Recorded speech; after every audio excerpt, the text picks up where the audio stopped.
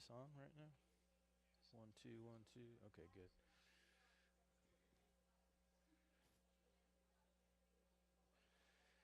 Ready? Let's go.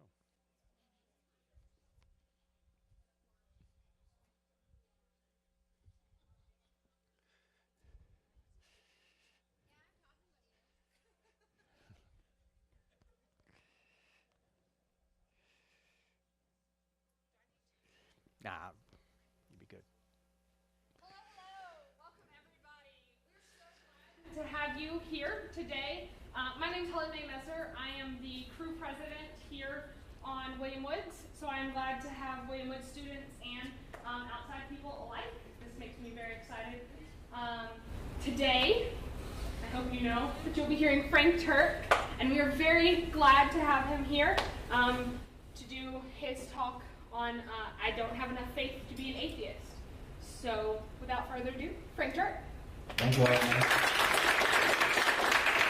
Good evening, owls. How are you? All right, let's go back to September 29th, 2006. That's when Petty Officer Michael Monsoor is a United States Navy SEAL operating in Ramadi, Iraq. Monsoor is standing on a roof in Ramadi, and he's standing in front of a doorway to this roof. He has two Navy SEAL teammates lying in the sniper-prone position at his feet. They've already taken AK-47 fire and a rocket-propelled grenade, but they're not exactly sure where the enemy is. There's a bit of a lull in the fighting. Insurgents have blocked off the streets in Ramadi, and there's someone on the loudspeaker in the town mosque yelling, "Kill the Americans!" As Monsoor and his team are looking for the next attack, an insurgent from an unknown location throws a grenade up on the roof. It hits Monsoor in the chest, and it falls to his feet. Due to the length of the throw, there's no opportunity to pick it up and throw it back. He has only a split second to make a decision. He can leap through the doorway behind him and save himself, but if he does, his two teammates lying at his feet will surely die. Monsoor yells, "Grenade!" But instead of jumping backward to save himself, he jumps forward, chest first, onto the grenade. It detonates. 30 minutes later, 25-year-old Michael Monsoor is dead. His two teammates lying on the roof receive only minor injuries because Monsoor's body muffled the blast. One of the survivors said at Monsoor's funeral, "Mikey looked death in the face that day and said, 'You will not take my friends, I will go in their stead.'" I've never seen a United States president cry until April of 2008. That's when President George W. Bush invited Monsoor's parents into the East Room of the White House to give them their son's Medal of Honor posthumously. The president couldn't even get through the citation without breaking down. Since then, Monsoor's high school in Garden Grove, California, built a new stadium. They named it Michael A. Monsoor Memorial Stadium. The golden trident insignia that the SEALs wear dominates the 50-yard line. January 2019, North Island, California, just outside of San Diego. The United States Navy commissioned the USS Michael Monsoor, the newest guided missile destroyer in the fleet, 𝗧𝗏𝗠𝗘𝗡𝗧𝗦 class. This is Monsoor's mother, Sally, being escorted onto the ship, named in honor of her fallen son. Now, why did they do this? Because Michael Monsoor literally sacrificed himself to save his friends. There's no greater love than to sacrifice yourself to save your friends, said Jesus of Nazareth before he went to the cross. Michael Monsoor sacrificed himself to save his friends. The question is, would anyone sacrifice himself to save you? And the answer is, someone already has. His name is Jesus of Nazareth. But in today's culture, a lot of people don't think the story's true. They think it's invented. After all, it was written down by religious people. We know religious people tend to embellish things. And it's got miracles in it. A resurrection. Who here has seen a resurrection? Yet if you're a Christian, you have to believe something you've never seen. Do we even believe in miracles anymore? How can we believe such a thing? How can we believe a man actually rose from the dead? Well, I actually think it's quite easy to show that Christianity is true. You only need to answer 4 questions to discover whether or not it's true. If you investigate these 4 questions, I think you'll realize that Christianity is true. In fact, if you investigate these questions and answer yes to every one of them, then Christianity is true. What are the 4 questions? Here are the 4 questions.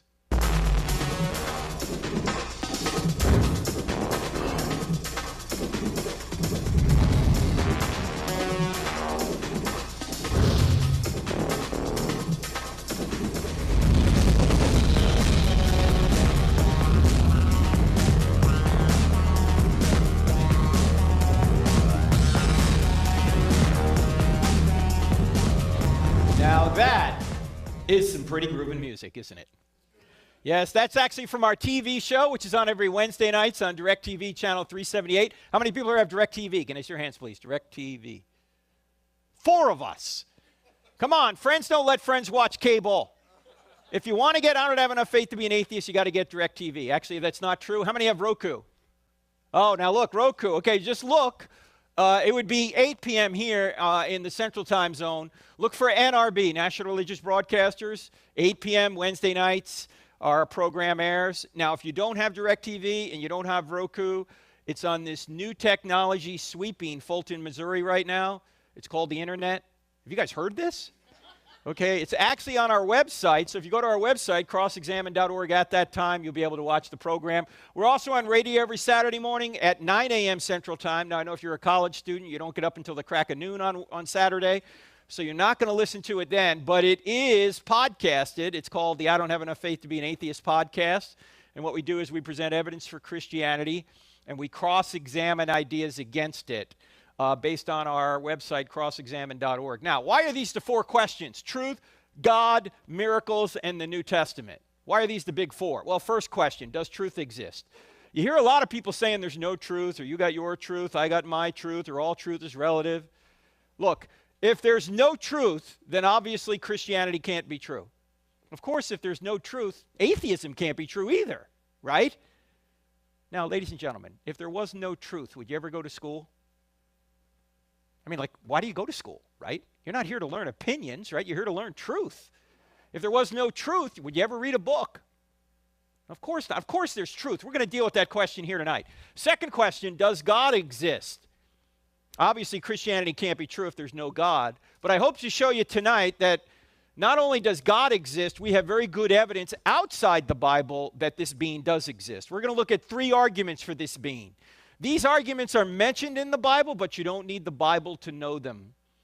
In fact, you can establish that God exists without any reference to any religious book.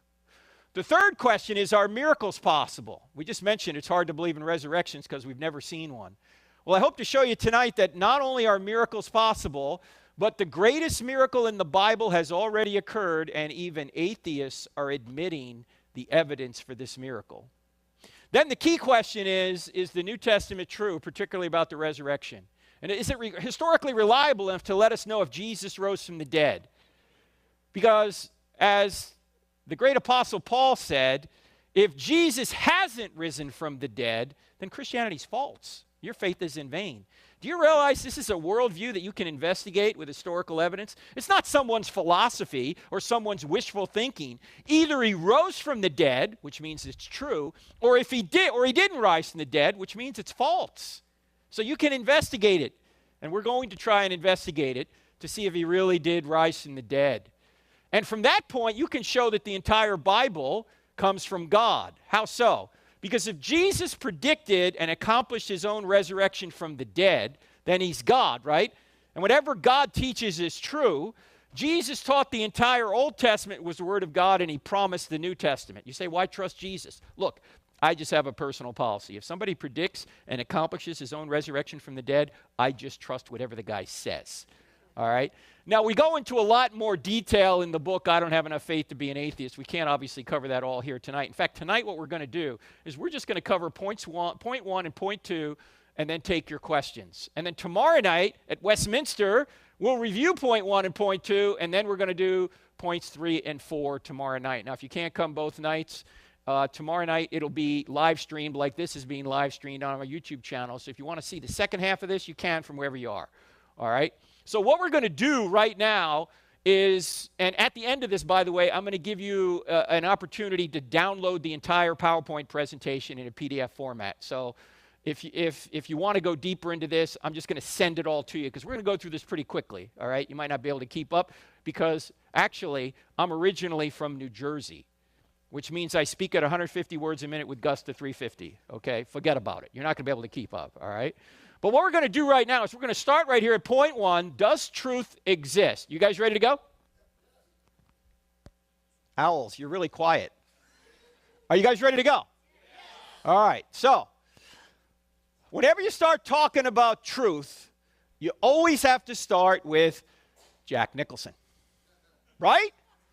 Because Tom Cruise had him on the witness stand and he said to him, "Colonel, I want the truth." And Nicholson said, "You can't have the truth." Only one guy got it right. The rest of you can't handle that. He didn't say it that way. If he said it that way, the movie would have gone nowhere. Here's how he said it. "I want the truth. You can't handle the truth." All right, let's try that again. "I want the truth. You can't handle the truth." Now that felt good. Didn't it feel good? Didn't you always want to do that to a professor one day? "You can't handle the truth." Well, there's a lot of people that can't handle the truth. They're saying, "You got your truth, I got my truth, all truth is relative." Well, ladies and gentlemen, I don't care what you believe now, whether you're Christian, non-Christian, whatever you are now. What we're going to talk about in the next few minutes is one of the most important thinking skills I've ever learned. I already had a master's degree. I was 33 years old, and I didn't know what I'm about to tell you right now. And it's so simple.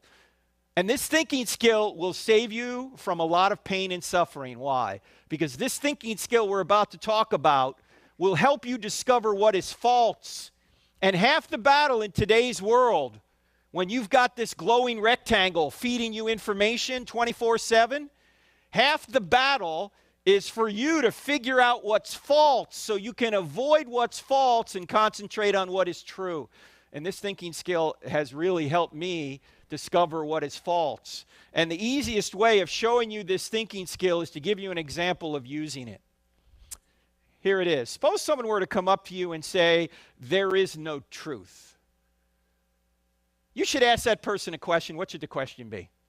How do you know that? Not just how do you know that. What? Yeah, if somebody says, "There is no truth," you want to say, "Is that true? Is it true that there's no truth?" Because if it's true that there's no truth, the claim there is no truth can't be true, but it claims to be true. Did I say that right? Can everybody see this is a self-defeating statement?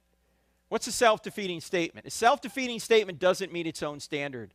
A self-defeating statement violates the law of non-contradiction, which says opposite ideas cannot both be true at the same time and in the same sense. It turns out that so much of what we hear in our culture through the glowing rectangle is self-defeating. They are self-defeating statements. They can't be true. Like, for example, if I were to say, "I can't speak a word in English," what would you say?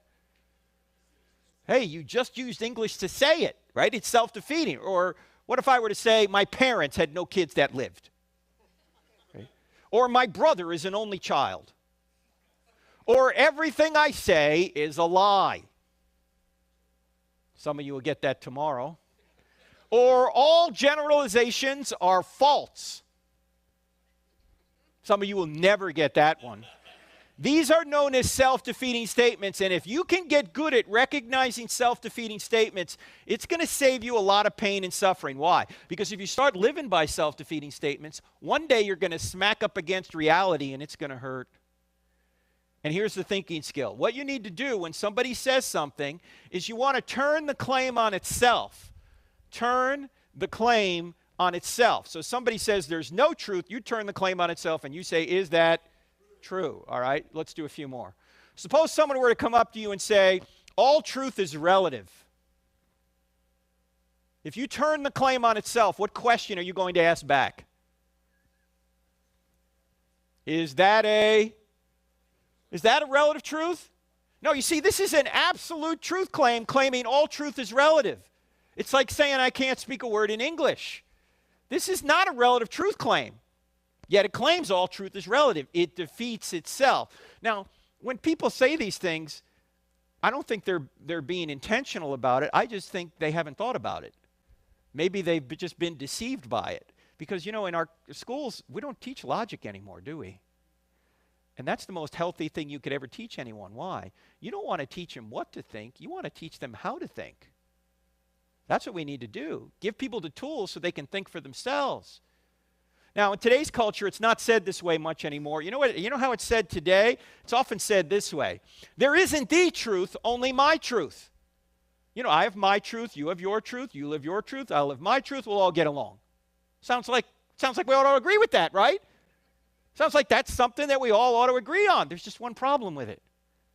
It's self-defeating. Why is it self-defeating? If somebody says, there isn't the truth, only my truth, what question might you ask them? You could turn the claim on itself. You could ask them this. Is that just your truth or the truth? You see, if this statement up here is just your truth, in other words, it's just your opinion, why should I believe it? But if you're saying this statement up here is the truth for everybody, well, the first half of this statement says there aren't any the truths. Do you see that this is a the truth statement saying there are no the truths? Can you see that? It's a self-defeating statement. To say you have your own truth just doesn't work because it defeats itself. In fact, you might as well say if you're going to say I have my own truth, you might as well say I have my own math. I mean, suppose someone were to hire, you were to hire someone to work around your house for something, and you say, look, I'll pay you $10 an hour, just tell me how many hours you work, and I'll pay you. So the person goes and he works for 15 hours, he comes to you and he says, I worked for 15 hours, $10 an hour, you owe me $150,000. You're going to go, no, it's not $150,000, I owe $150,000. And the guy goes, oh, you don't understand, I have my own math. What are you going to say? There's not your math or my math. There's just the math. The same thing is true with truth. I know it's unpopular to say this in our culture today, but there's no such thing as your truth or my truth. There's just the truth. And to say anything else would be to defeat yourself. Now, sometimes it isn't said this way, sometimes it's said this way. It's true for you, but not for me. Well, Christianity may be true for you, but Buddhism's true for me. What do you say to this? If you turn the claim on itself, what question are you going to ask back? If somebody says it's true for you but not for me, say, is that true for everybody? It's true for you but not for me, true for everybody? Because if true for you but not for me is true for everybody, then true for you but not for me can't be true because it's true for everybody. Did I say that right? I know that can give you intellectual constipation if you think about it long enough. But that's because it defeats itself. It's like saying I can't speak a word in English. Actually, there's a more fun way of dealing with this. If somebody says it's true for you but not for me, say, sure, go try that with your bank teller. Yeah, go to your bank teller one day and say, look, the economy's down, inflation's up, I need some extra money. I need $100,000 out of my account. The bank teller looks at your account and says, I'm sorry, you only have $6.12 in your account. It's easy to get the money. You simply say, that's true for you but not for me. Give me the $100,000. Are you going to get the money? No. If there's really only $6.12 in your account, that's true for all people at all times in all places when referring to your account at that time. It's just true. It's not your truth or his truth or her truth. It's just the truth. The same thing is true when it comes to God. Either God exists or he doesn't. It's not your truth or my truth. It's just the truth. In fact, I ask a lot of people at churches, I say, hey, do you guys believe Christianity's true? Many people will say yes, and then I ask them why. You know what answer I get more than any other? Because I have faith. Is that a good answer? Does your faith change whether or not God exists or Jesus rose from the dead or the Bible's telling the truth? No, your faith doesn't change a thing about those things. I mean, do you have to believe something to make it true? Do you have to believe in gravity to stay on the ground? Do people who don't believe in gravity float away? Hey, look, there's another one. Hey, if you believe, you'll come back. No, that's not the way it works. You say, why is the Bible always talking about faith then? Because there's two kinds of faith. There's belief that, and then there's belief in. This is a very important distinction. Belief that is getting evidence that God exists, that Jesus rose from the dead, that the writers are telling us the truth. That's what we call apologetics. Getting evidence doesn't mean we're saying we're sorry. It comes from a Greek word which means to give evidence for what you believe. Give evidence that God exists, that Jesus rose from the dead, that the writers are telling the truth. But all the belief that in the world won't get your moral transgressions forgiven. For that, you got to go from belief that to belief in. There's a difference. James, the half-brother of Jesus, who wrote that little book in the New Testament called, man, you guys are sharp tonight. James says even the demons believe that God exists, but they tremble. Do you know that if God exists and demons exist, that demons know that God exists better than we do? They know intellectually he exists, but they don't trust in him. They don't want to trust in him. And we know this in relationships too. When I first met my wife 37 years ago, I got evidence that she would be a good wife, but all the evidence in the world didn't make her my wife. I had to take a step of trust in her to ask her to be my wife. And in a momentary lapse of judgment, she said yes. Okay? That's the difference between belief that and belief in. Belief that is of the head. Belief in is not just of the head, it's of the heart. You can know that God exists and not trust in him. And that's okay. You don't need to trust in him. God's not going to force you into heaven against your will. If you don't want him now, you're not going to want him in eternity. He gives you the free will to believe in him or reject him. That's your call. But there's a difference between belief that and belief in. Now, most of the time when the Bible's talking about faith, which really means trust, it's talking about the second kind. Trust in. After you know that it's true, trust in Jesus, who lived the perfect life in your place. But you ought to get evidence that it's true. For you Christians in here, why are you not a Muslim? They believe in God. They just say Jesus didn't die and rise from the dead. They have other beliefs dissimilar to Christianity, but how are you going to tell the difference between Islam and Christianity? How do you know which is true? Get evidence. See which is true. Maybe they're both false. That's possible, right? You ought to have evidence for what you believe. How about this? You're going to hear this a lot. There's no truth in anything but science. Now, if you turn the claim on itself, what question are you going to ask back? This is the interactive portion of the program. Okay. Yeah, there you go. You're going to ask this. Turn the claim on itself. Somebody says there's no truth in anything but science. Ask them, is that a scientific truth? Can you go in the laboratory and prove this claim? No, that's a philosophical claim. It's a statement about science, not science itself. And you can't do science without philosophy. When you get a PhD, what does the PH stand for? Philosophy. Philosophy of biology, philosophy of physics, philosophy of history, whatever it is. Philosophy of, is there an equestrian PhD? Is there such a thing? Do you guys have that here? It's not a PhD? You get a master's. But in any event, the PH stands for philosophy because philosophy undergirds everything we do. In fact, in the book Stealing from God, we don't have that book here tonight, but it's a book I wrote a few years back. We have a chapter on science, and the title of the chapter is Science Doesn't Say Anything. Scientists do. Why do I say that? Because all data needs to be gathered, and then all data needs to be interpreted. And who does that? Scientists do that. In fact, You ever wonder why we've got such conflicting data on COVID or conflicting advice on COVID? You say, follow the science. You go, which science? Look, if scientists get good data and they interpret it properly, you get good advice.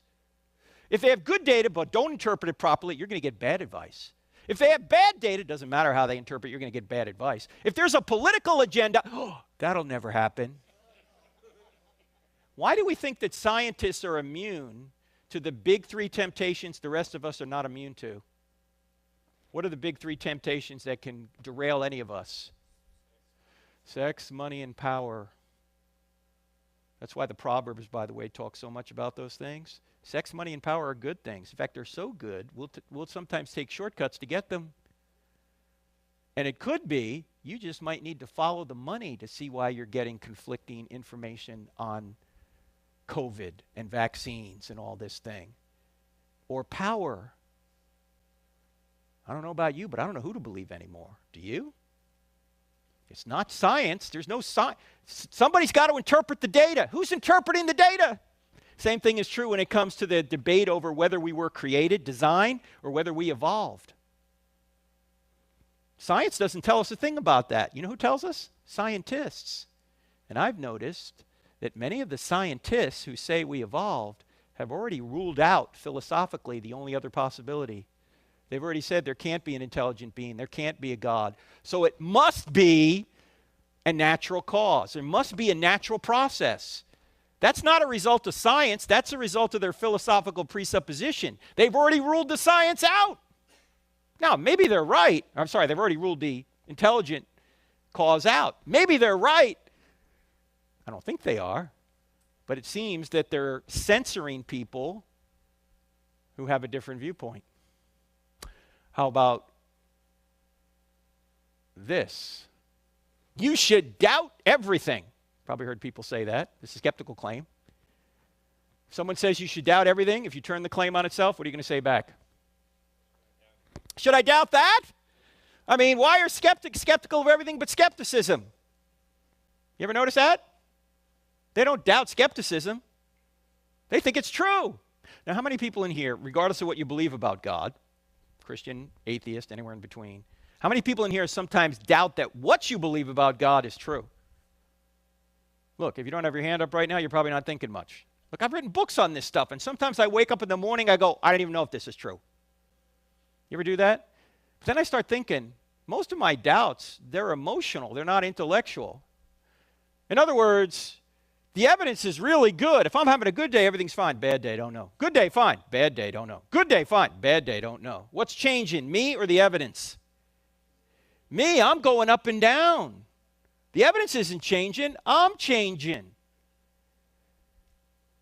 And once I realized that, I realized it's my psychology that's talking me out of this, not the evidence. Do you realize you're not going to learn anything about what's outside your skull by your psychology? Let me give you an example of this. There's people out there that cannot get on an airplane. Why? Because they're scared to death. Yet, do you realize that statistically, air travel is the safest way to get anywhere? You ought to be afraid to get in your car, not get on an airplane. Yet, we somehow allow our psychology to overpower the evidence. The same thing can be true when it comes to God. Don't allow your psychology to overcome the evidence. Look at the evidence. That will tell you whether or not it's true. Not your psychology can change with the weather, right? It can change with the bad pizza you had last night. It can change for any reason, but the evidence doesn't change. And I think if you start concentrating on the evidence, you'll realize that Christianity is true, and then you can start doubting your doubts.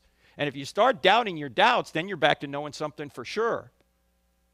Have you guys ever thought about doubting your doubts? I doubt it. This is the big one you're going to hear in our culture. You ought not judge, especially if you're a Christian. Christians, Jesus said don't judge. Why are you judging? Okay, put Jesus aside for just a second. What's the logical problem with the claim? If you turn the claim on itself, what's the problem? Yeah, it's a judgment. So if somebody says you ought not judge, you might want to say, hey, isn't that a judgment? If we're not to judge, why are you judging me for judging? You say, okay, but wait a minute, Frank. Didn't Jesus say don't judge? Nope, never said it. Sure he did. He said it in Matthew chapter 7, verse 1. This is right in the middle of the Sermon on the Mount, his most famous sermon. All right, I know this is going to sound weird for just a minute, but stay with me. There are no verses in the Bible. There are no verses in the Bible. Do you think when Matthew was writing his gospel, which is really a biography of Jesus, he said, here's chapter 7, verse 1? No. When were the chapter and verse divisions put into the Bible text? Does anyone know? Yeah, about 500 years ago. Why? Because it's a big series of books. It'd be hard to find your way around without numbers. I mean, imagine if you go to church one Sunday, the pastor gets up there, opens the Bible, you don't have numbers in your Bible, he doesn't have numbers in his. How's he going to tell you where to go? What's he going to say? Go about 2/3 of the way in, let's see if we can find the same spot. No. You need numbers, right? The problem is, we tend to think if it's got a number in front of it, we can take it out and make it say whatever we want. You can't do that. You got to read around the passage and figure out what's going on. This is, by the way, I know some of you are going to hate me for this. For those of you Christians in here, you're going to hate me for this. I'm sorry. I'm just going to try and tell you the truth, and I'm leaving anyway. I won't be here in a couple days. This is why Jeremiah 29:11 does not apply to you. What's Jeremiah 29:11? Oh, the plans I have for you, plans to prosper you, plans to give you a future 70 years from now. Is that a promise to 21st century Christians? No, what's the context of that? That's God writing through Jeremiah to the exiles that went to Babylon in 586 BC. He's promising those exiles who are out of their homeland that 70 years later he's going to bring them back into the homeland and prosper them. It's not a promise to us. Yet you see that on pillows, you see it on coffee mugs, you see it on birthday cards, as if it's a promise to Christians. It's not. Unless you're 2,600 years old living under Nebuchadnezzar in modern-day Iraq, that's not a promise to you. I always ask people that quote Jeremiah 29:11 as if it applies to them and is a promise to them today. I always ask them, why don't you quote Jeremiah 44:11? What's Jeremiah 44:11? That's what God said he'd do to the exiles that went to Egypt. And he said, don't go to Egypt. You know what Jeremiah 44:11 says? I will destroy you and all Judah. You don't see that stitched into a pillow. You don't see that on a birthday card. Happy birthday. I will destroy you and all Judah. Jeremiah 44:11. Oh, thank you so much, Grandma. That is so sweet. Right? No. You don't see that. Why? Because we take stuff out of context to fit what we want to fit. We can't do that. And when you go back now to Matthew, Jesus doesn't say judge not and stop right there. What does he say right after that? Judge not, lest you be judged by the same standard you judge others, you be judged by that standard. So before you try and take the speck out of your brother's eye, you hypocrite, which is a judgment, by the way, notice that. Take the log out of your own eye first, then you'll be better able to help your brother. And then he talks about identifying dogs and pigs. These are all judgments. Is Jesus telling us not to judge here? No, he's telling us to take the speck out of our brother's eye and to evaluate hypocrites and dogs and pigs. He's telling us to do that. He's simply saying, get that problem out of your life first so you can better help your brother. So this is not a command not to judge. It's actually a command on how to judge. In other words, if you've got that problem, fix it, then go help your brother. But it would be completely ridiculous to say don't make judgments. Why? Well, number one, it's a judgment itself. Number two, you'd be dead already if you didn't make judgments. You made 100 judgments just getting over here tonight. Good choices from bad choices. Safe choices from dangerous choices. And now you're going, this was a bad judgment. This guy's crazy. Okay. In fact, everyone makes judgments. Atheists make judgments. Atheists judge there's no God. Atheists judge the Bible's not telling the truth. Jesus didn't rise from the dead. There is no meaning to life, no purpose to life. When you die, you're just going to become worm food. It's over. Have a nice day. These are all judgments. The question isn't whether or not you can make judgments. The question is, are your judgments true? In fact, in John 7:24, Jesus says, stop judging by mere appearances and make a right judgment. Now, I will say this. Jesus did save a very stern rebuke for people who were judgmental. And who were the judgmental ones in his day? The Pharisees. And who were the Pharisees? What was their job in Israel? What did they do? They were the lawmakers. They were the legislators. Some of them were on the Sanhedrin, which was the Jewish ruling council to whom Rome delegated much of the day-to-day legal authority too. They were the lawmakers. They were the politicians. And Jesus went after these people. Are you telling me Jesus got involved in politics? Yes! And he wasn't so nice doing it. In fact, if you think Jesus was a sweet guy who's never said a bad word about anyone, you have not read John chapter 2, John chapter 8, or Matthew chapter 23. What happens in John chapter 2? Jesus makes a whip and he goes and he jacks people up in the temple. Sweet and gentle Jesus did this? Yes! And then in John chapter 8, he's having an argument, Jesus is, with these Pharisees, these politicians. And he's right in the middle of the argument with them, and he says, your father is the devil. Jesus, you can't say that. That's not very Christ-like. Excuse me, I am Christ. Can you imagine you have an argument with somebody and you say, your father is the devil? Never try that with a sibling, by the way. And then in Matthew 23, Jesus is again going after these Pharisees. What does he say to them? Woe to you, scribes and Pharisees, you hypocrites. You strain out a gnat and swallow a camel. Oh, you look great on the outside. You're whitewashed tombs, but on the inside, you're full of dead men's bones. You go a mile to make a convert, and then once you make them a convert, you make them twice as much a son of hell as you are. How will you avoid being condemned to hell? What? Sweet and gentle Jesus said this? Yes, Jesus was not Barney. Can't we all get along, boys and girls? No, I came to bring a sword. It's going to divide mother and daughter, father and son. Have you ever heard anyone preach about those verses? He came to bring it a sword. It's going to divide mother and daughter, father and son. I mean, he was not Mr. Rogers. I mean, he was kind most of the time, but he certainly didn't go around saying, this sermon brought to you by the letter E. No, Jesus was tough. In fact, why did they kill Jesus? Why'd they kill him? Number one, he claimed to be God, which is blasphemy to the Jews and sedition to the Romans. And number two, he was a threat after he spoke truth to power. He was a threat to the temple authorities. In fact, I think Caiaphas, the high priest who sentenced Jesus to die, knew Jesus was the Messiah because he knew Jesus had resurrected Lazarus from the dead. What does Caiaphas say right after the resurrection of Lazarus? It's better that one innocent man die than the whole nation perish. By the way, tomorrow I'll show you an archeological discovery. I just saw this a couple of weeks ago in Israel about Caiaphas. It's unbelievable. In any event, everybody's making judgments. The only question is, are your judgments true? By the way, I've noticed one other thing about judging.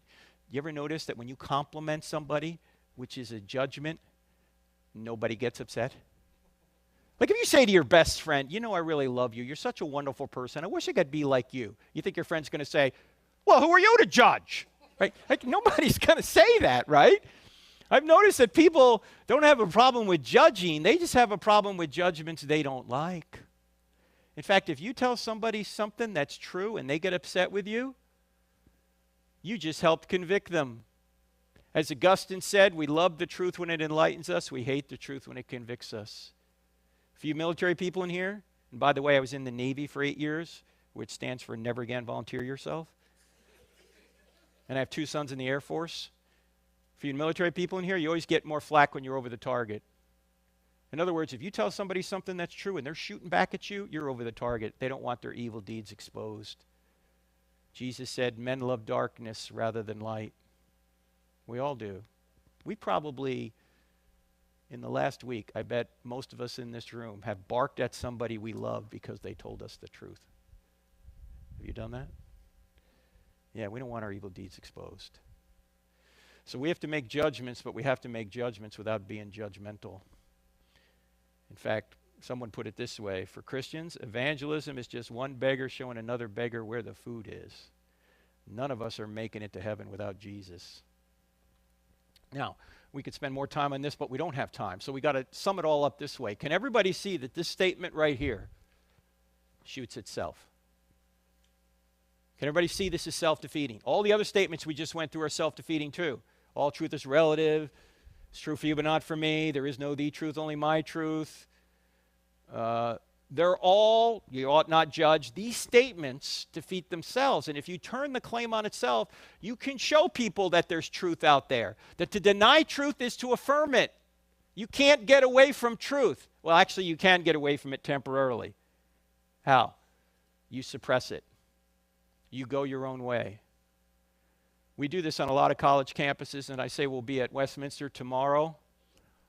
This is actually a picture from the University of Madison, or University of Wisconsin at Madison. And what happens is when someone gets up to the microphone, and we have the microphone over here for later, I usually ask a person who's not a Christian a question.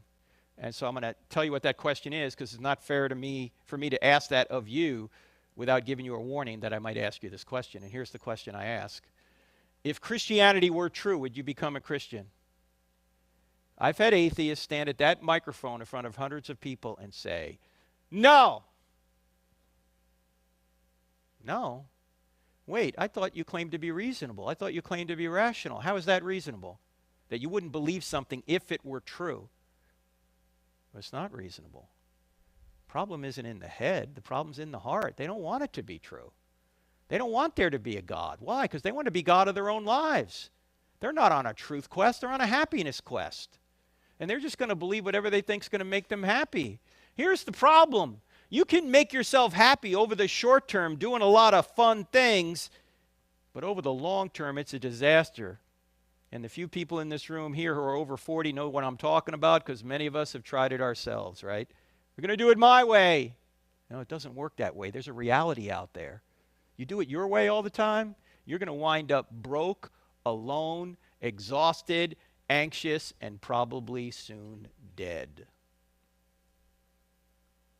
So always ask the question, if Christianity were true, would you become a Christian? Now, I know there's probably people in this room who are not Christians because other Christians have wronged them. I get that. The biggest problem with Christianity is Christians. But let me ask you a question. John Dixon, who is a historian from Australia, asked the question this way. He says, when somebody plays Beethoven poorly, who do you blame? You don't blame Beethoven. When somebody plays Christ poorly, who do you blame? You don't blame Christ. None of us play Christ perfectly. But if we did, we wouldn't need him. If we were perfect, we wouldn't need a Savior. You ought to expect Christians to be broken, fallen people. That's why we need a Savior. So just because I'm not true and beautiful doesn't mean Christ isn't true and beautiful. I'm broken, he's not. And the reason we all need him is because we're all broken.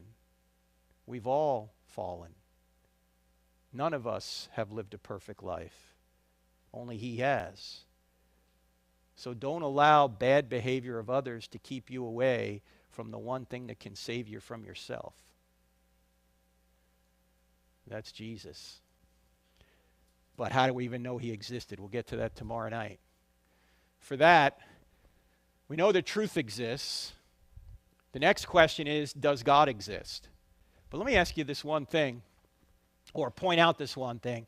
If our reasoning is good here at point one, that truth exists, and by the way, I probably should have defined what truth is. Truth is what corresponds to reality, right? If I say here we are at William Woods University, that corresponds to reality. If I say here we are at Rutgers, where we'll be in a few weeks, that doesn't correspond to reality. If our reasoning is good to this point, that means that relativism and postmodernism are false. Why? Because they teach it's true that there is no truth. Now, it amazes me that this is, in many cases, taken over the university. It's true there's no truth. Why would you come to university if there's no truth? What's the point? Now let's look at the next question. Is it true that God exists? And I mentioned there are three arguments for the existence of God that we'll look at. First is the argument from the beginning of the universe known as the cosmological argument. Now, cosmological comes from the Greek word cosmos, which means world or universe. And it says that the universe had a beginning, then it must have had a beginner. The second argument is the argument from design, known as the teleological argument. Telos is a Greek word meaning design or purpose. And it says if there's design in the universe and design in you, life, there must be a designer. So there are two aspects to the design argument. The universe appears designed and life appears designed. The third argument, by the way, these arguments have some scientific evidence behind them. We'll see some of that here in a few minutes. The third argument doesn't have any science behind it. It's more philosophical in nature, yet it's the argument we've all known since we were very small children. And it's the argument from morality known as the moral argument. And it says that there's one thing morally wrong out there, just one, like it's wrong to torture babies for fun, or it's wrong to murder 6 million people in a Holocaust, then there has to be a God. Why? Because if there is no standard beyond humanity, then everything's just a matter of opinion. That's just your opinion against a baby torturer's opinion, or your opinion against Hitler's opinion. Well, we know that torturing babies for fun is just not a matter of opinion. We know that murdering 6 million people in a Holocaust is not just a matter of opinion, that those things are really wrong. Well, if they're really wrong, there must be a standard outside of ourselves that we're obligated to obey that's really right. That standard is what we mean by God's nature. If God doesn't exist, nothing is ultimately right or wrong, yet we all know things are right and wrong. We'll get to that later. We got to start right here at point one, the cosmological argument. Now you got to admit, it was worth coming here just to see God do that. Now some of you have said, I've never seen God move. Oh really? Check this out. Look at that. Now this is the argument that many say points back to the big... Now, I know there's some Christians in here who are saying, Frank, you know, we're Christians in here, and we don't believe in the Big Bang. You guys don't believe in the Big Bang? I believe in the Big Bang. I just know who banged it. In fact, the evidence for the Big Bang is so good that even atheistic scientists are admitting the universe came into existence out of nothing. Probably the most famous scientist in the past 50 years was Stephen Hawking, who, as you know, died about 5 years ago. But here's what he said. He said almost everyone now believes that the universe and time itself had a beginning at the Big Bang. Now, Hawking tried to come up with another explanation other than God for the beginning. He failed, but he's admitting the data, that space-time and matter literally came into existence out of nothing. Now, I know some of you may have seen on social media in recent weeks that somehow the James Webb Space Telescope has somehow disproven the Big Bang. That's nonsense. The James Webb Space Telescope has reconfirmed the Big Bang. What it's causing some scientists to alter is their theory of galaxy formation, not causing them to alter the fact that the universe had a beginning out of nothing and is racing out from us at extreme speeds. It's expanding at faster and faster speeds somehow. That has been confirmed by the James Webb Space Telescope.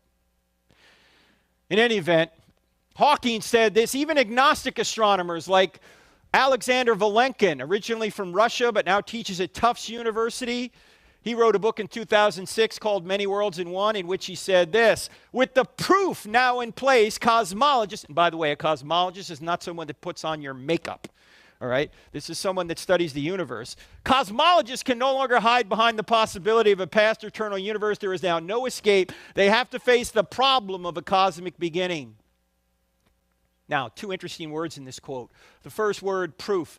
Unusual for scientists to use the word proof. Why? Because science, by definition, is tentative. There could be new information that comes in which causes you to overturn your previous theory. That happens all the time in science. But Vilenkin sees so much evidence pointing to one conclusion, that the universe had a beginning, that he's calling it a proof. Also, the other interesting word is the word problem. Problem. Why is it a problem? There was a cosmic beginning.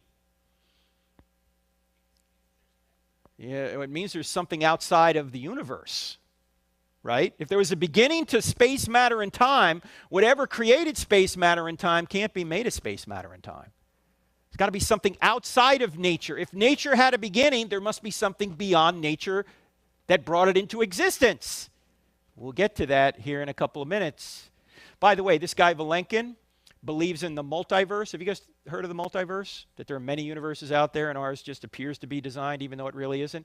You know what Vilenkin admits though? He said even if he's right, the whole thing needs an absolute beginning. If there are other universes out there, they still need a beginning. So it doesn't seem like you get rid of the need for a beginner. And he's an agnostic. He doesn't know whether this points to God or not, but it sure seems to me it does.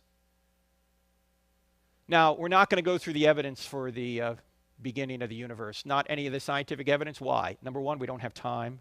Number two, it's all in the book, chapter 3. And number three, it's not controversial. Even atheists are admitting it. I do want to show you one piece of philosophical evidence that the universe had a beginning. Even if the science were to change, this is not going to change.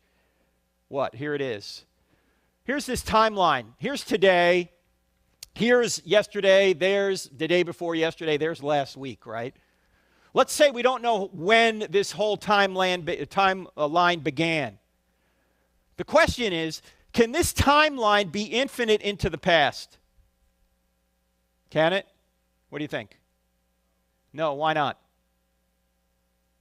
Why can't it be infinite? Why can't there be an infinite number of days before today? There was no beginning. That's because, yeah, we'll never get to today. In other words, if there were an infinite number of days before today, you would never get to today. Why? Because you'd always have to live another day before you got to today. If there's an infinite number, right? In fact, you could put it this way. If the past were infinite, today never would have arrived. I know this can give you intellectual constipation, but think about it. There had to be a beginning to time. Otherwise, today never would have arrived. Now, whatever created time must be timeless. And if you're timeless, do you have a beginning? No, this answers the question, who made God? Well, no one made God. He's the uncaused cause. He's the uncreated creator. He's outside of time. So he brought time into existence, which, by the way, the Bible says in several instances. So this, I think, is unassailable. But let's just jump to the bottom line. If the universe had a beginning, then it must have had a beginner. We've got two options. Either no one created something out of nothing, which is the atheistic view, or someone created something out of nothing, which is the theistic view. Now, here's my only question. Which view is more reasonable?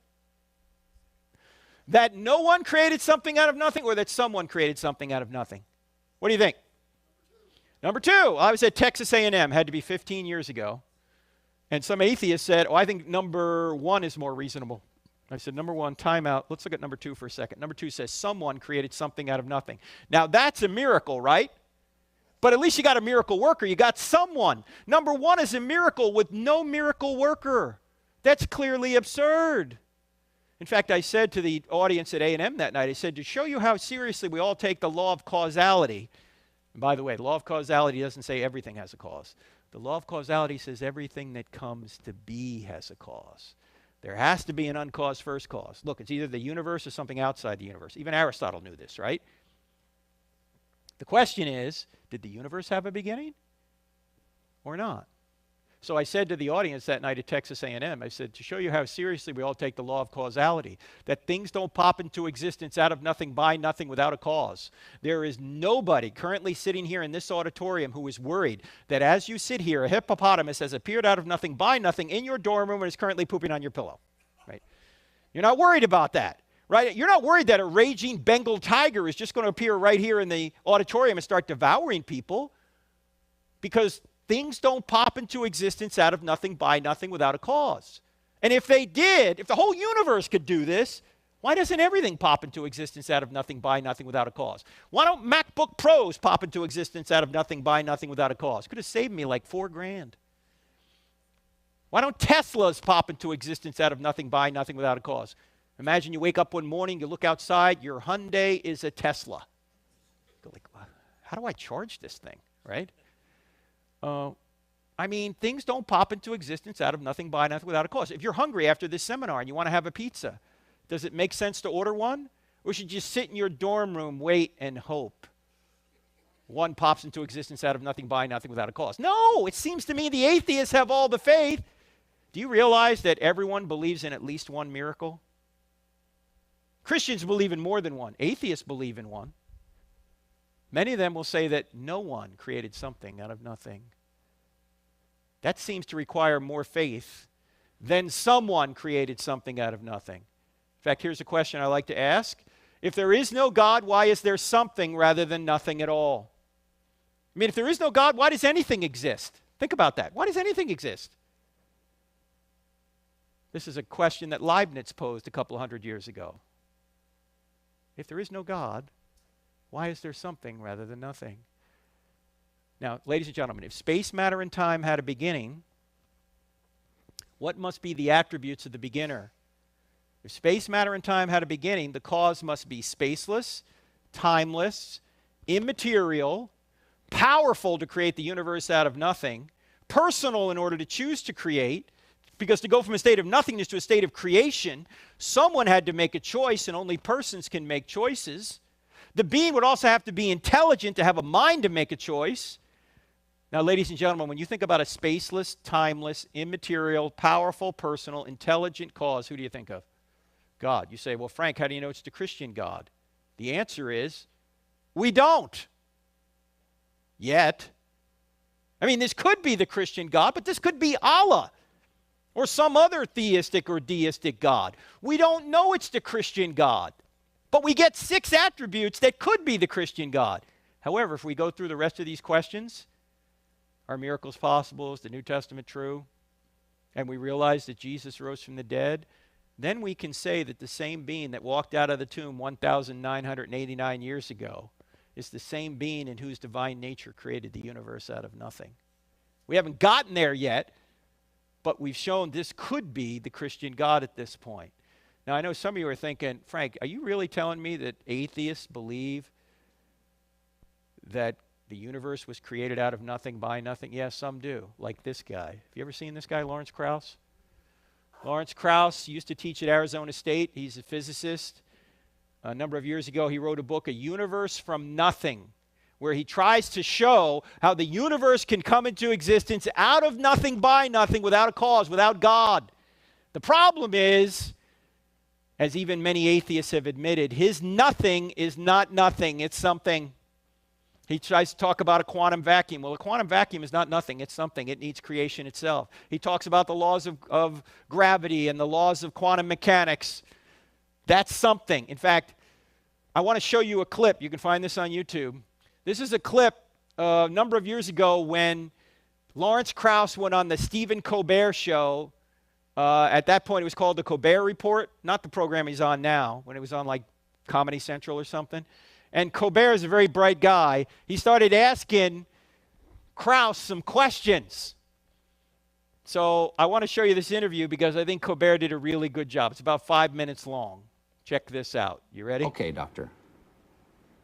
Sweep away thousands of years of mystery and awe at creation. That let the greatest minds in civilizations all over the world to lead to one point, a single divine loving creator. Destroy it. Why is there something instead of nothing? It's really easy because nothing's unstable. And in fact, there's no evidence for any deity. Everything we know about the laws of physics, which are remarkable and have changed everything about the way we think about the universe, what nothing is and what something is. This table here is mostly empty space. This table cost me $500. Well, you tell me I got ripped off? Well, no, wait, let's go back a second, okay? Nothing is unstable. What do you mean that nothing is unstable? Nothingness is nothingness. Well, the physics has changed what we mean by nothing. In fact, nothing is a empty space, is a boiling, bubbling brew of virtual particles popping in and out of existence. Oh, wait, so no, fast, that's not nothing. That's something. Why are those virtual particles there? Because of the laws of quantum mechanics. And they tell us that even though you can try and count and see what's in there in empty space, you'll see nothing. But in fact, one of the biggest mysteries, and the reason I wrote the book, one of the greatest discoveries of the last 50 years is that, in fact, empty space weighs something. Empty space weighs something. In fact, it's the dominant stuff in the universe. Nothing So I am never going to lose those last 5 pounds. Okay, you say there are 3 different types of nothing. That's right. What are the 3? I didn't know there was such a variety. A sampler platter of I would have thought you'd be an expert on it. But on in any nothingness? Case, Yes. In any case, there are 3 different kinds of nothing. First, empty space, which I'd say is probably the nothing of the Bible, an eternal, dark, empty void. Do you mean like a true hard vacuum? Exactly. That's nothingness you're talking about? Most people would have thought that would be nothing. That's what I think nothing is. And then I also tell you that, Baltimore. but then if I tell you that kind of nothing actually is unstable, if you wait long enough, that kind of nothing will always produce particles. It will always produce something.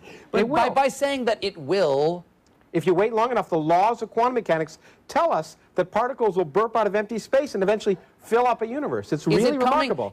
That, to me, that sounds like the empty space may be empty to us, but it is some sort of sheath or membrane between us and some other reality. No, there's nothing. Well, there's absolutely nothing there until there's something. What's the second type of nothing? Okay, well then if you don't buy that, then I could say, well, you might say, well, that's not nothing because there's space. Yeah. Well, it turns out if you apply quantum mechanics to gravity, then in fact space itself becomes dynamical, and universes, spaces themselves and time can pop into existence where there was none before. So in some theoretical end space, before the moment of creation, there can be no time and no space and no energy? And no energy. Zero energy. And then suddenly, from nowhere and from nothing, comes something and somewhere. And all sorts of stuff, and it sounds like the ultimate free lunch, and yes, it is. It is. It is, and it really, and what's remarkable is it's possible without any supernatural shenanigans. And but so listen, stop with that. Why? Why is what you're doing, whatever this is? Because obviously, because I am not in the priesthood, I can't understand the scrawls on the blackboards you people down at, where are you? Well, that's why I wrote the book, so you could. Where are you? You're Arizona State. Arizona State. Okay. You priests of theoretical physics, you can explain to each other what you mean with your language of math, and I have to take that on faith. No, in fact, you should be skeptical. I am. And in fact, you should, I know. And that's why you should, that's why I tried to provide the arguments in the book. But I will never read it. So why other people should, you should buy it. Buying it is important. Buying is good. Yeah, okay. But why does what you're saying have to be an attack on my God? It doesn't have to be an attack. But that's all you've done. You've attacked my God for the last 6 minutes. No, you have. All I've said is you don't need him. That's an attack. No, of course we are here to love God, the universe, serve God. as we understand it, we have changed our minds about the universe. We've learned that the universe is more remarkable than anything we ever thought before. And in fact, changing your mind and in fact being wrong is wonderful. You should try it sometime. It's really amazing. It means that the fact that the universe is more remarkable than the fairy tales that were talked about by Bronze Age literate peasants before we knew the Earth orbited the Sun. You're not attacking at all, but go ahead. No, but I mean, you believe there's no God? I don't even use the word believe. The point is there is no God. There's no need for God. Is there God? Is there God? It's what would you say? There's no evidence for God. Okay. There's no evidence for God. So let me ask something. If there is no God, okay, if there is no thing called God, if he is nothing, can't something come from him?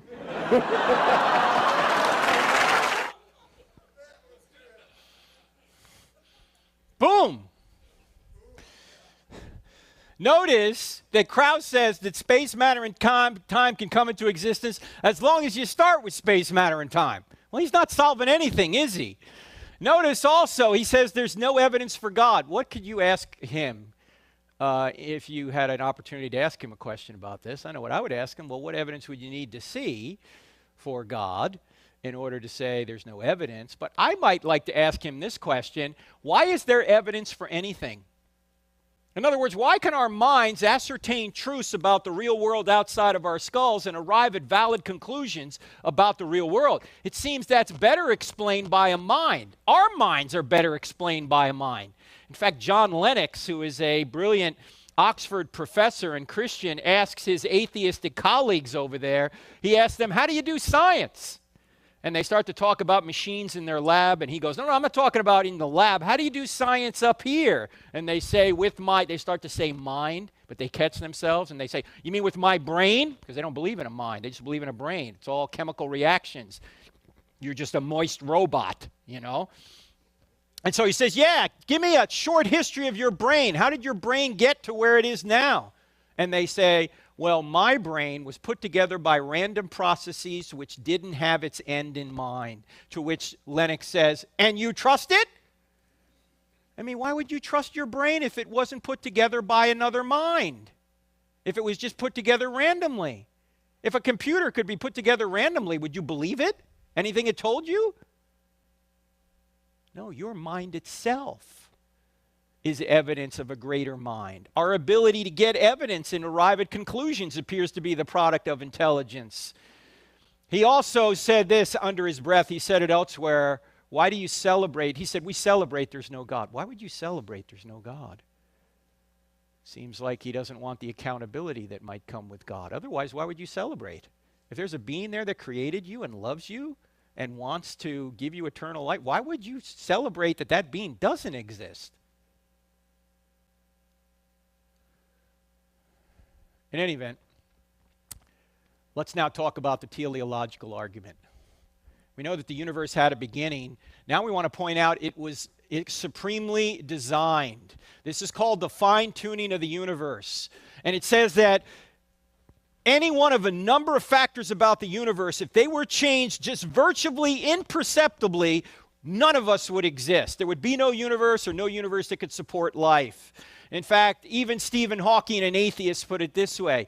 He said if the expansion rate of the universe was different by 1 part in 1,000 million, a second after the Big Bang, the universe would have collapsed back on itself or never developed galaxies. What's he saying here? He's saying from the very beginning, the universe was fine-tuned. Change that expansion rate infinitesimally, we don't exist. Now, you can't make any sort of evolutionary argument. You can't say, well, the expansion rate evolved to a certain point by chance, whatever that means. Why? Because this was the initial expansion rate. When the universe was created, the expansion rate was perfect, what it needed to be for us to exist here on Earth. Change it slightly, we don't exist. Seems to me the same mind that created space, matter, and time is the same mind that fine-tuned the expansion rate to be precisely what it needed to be. Also, the gravitational force, if it were altered by more than 1 part in 10 to the 40th power compared to the strong nuclear force, we wouldn't exist. What's 1 part in 10 to the 40th power? That's 1 part in 1 with 40 zeros following it. You say, Frank, I can't get my head around that number. I know, neither can I. So let me give you an illustration. Stack the entire North American continent from El Salvador to Greenland in dimes all the way to the moon. That's over 230,000 miles. And then do that on 1 billion other North American continents, dimes all the way to the moon. Randomly mark 1 dime red in all those piles. Blindfold a friend. Throw him in any one of the piles. The chances that he would blindly pick that 1 red dime is 1 chance in 10 to the 40th power. He's not going to pick the red dime. In other words, the universe is fine-tuned with us in mind. Look, that value is there for only one of 2 reasons. It was either designed to be there or it wasn't. What makes more sense? You say, oh, maybe chance did it. Ladies and gentlemen, chance is not a cause. Chance doesn't cause anything. Who caused this? Chance, he was just here. No. Chance is a word we use to describe mathematical possibilities. Chance doesn't do a thing. In fact, when scientists use the word chance, you know what they really mean? We don't know. Seems to me there's a mind behind the universe. Now, I just gave you 2 out of more than a dozen of these factors. Change any one of them imperceptibly, the universe doesn't exist, or the universe that doesn't support life exists. So it seems this is designed. Not just the universe is designed, but our solar system is designed. Let's take a look at the solar system here for just a minute. Where are we? 3rd rock from the sun. If we were just a little bit closer to or a little bit further away from the sun, we couldn't survive. A little bit closer to, we'd burn up. A little bit further away, we'd freeze. We are what scientists call the Goldilocks zone. It's not too hot. It's not too cold. It is, that's a lie. It's too hot here in the summer. I've been here. The axial tilt, 23.5 degrees. Change that slightly, we don't exist. Earth rotation, 24 hours. Change that slightly, we don't exist. The size and distance of the moon from us. Change that slightly, we don't exist.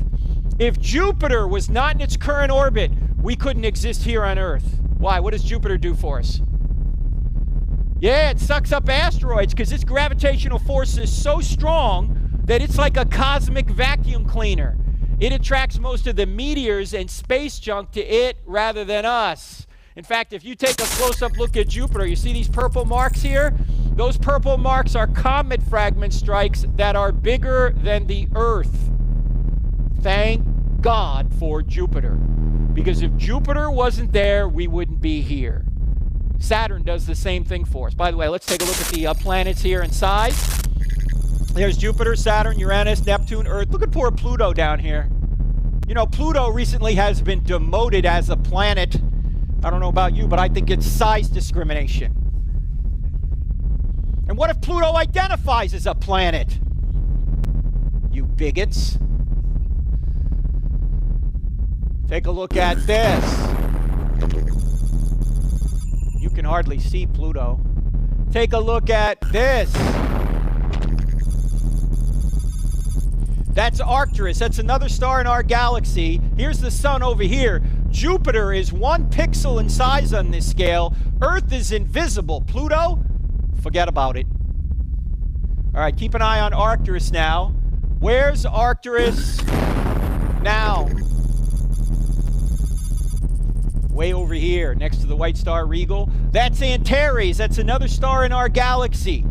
The sun is 1 pixel in size on this scale. Jupiter is invisible. Earth, Pluto, forget about them. In fact, if the Earth was the size of a golf ball, Betelgeuse here would be 5 or 6 Empire State Buildings high. The heavens are awesome.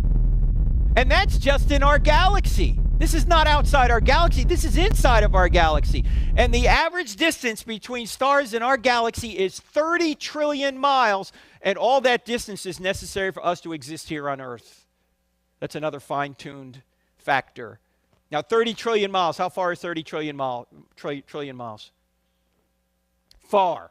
It'll take you at least 2 tanks of gas in a Toyota Prius to go 30 trillion miles.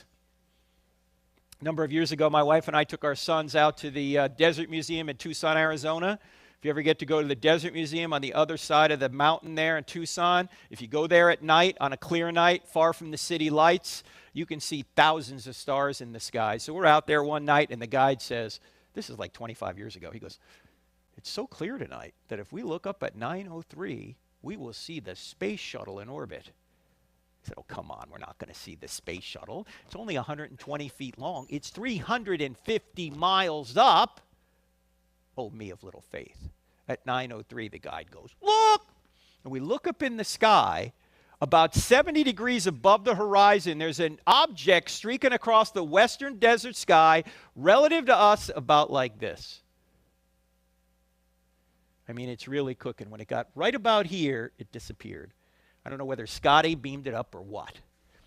Actually, what happened was, despite the fact that we were in total darkness, the space shuttle was so high up that the sun was still reflecting off of it, and when it got out of the range of the sun, we couldn't see it anymore. Now, when the space shuttle was in orbit, the space shuttle was traveling at about 18,000 miles an hour. That's 5 miles per second. You got trouble getting to school in the morning? Take the space shuttle. You'll be 5 miles a second. Think about how fast that is. Well, I did a little calculation to try and figure out how long would it take us if we could get in the space shuttle and go from our star, the sun, to another star an average distance away inside our galaxy. In other words, how long would it take us to go 5 miles a second, or how long would it take us to go 30 trillion miles if we could go 5 miles a second? How long? Anyone? A long time. Yeah, you must be a math major. It would take us 201,450 years. That means if you got in the space shuttle at the time of Christ and started traveling from our star, the sun, to another star inside our galaxy, an average distance away, you've been going 5 miles a second for 2,000 years. You would be less than 1/100th of the way there right now. And we're going to explore space. No, we're not. We're not going anywhere in space.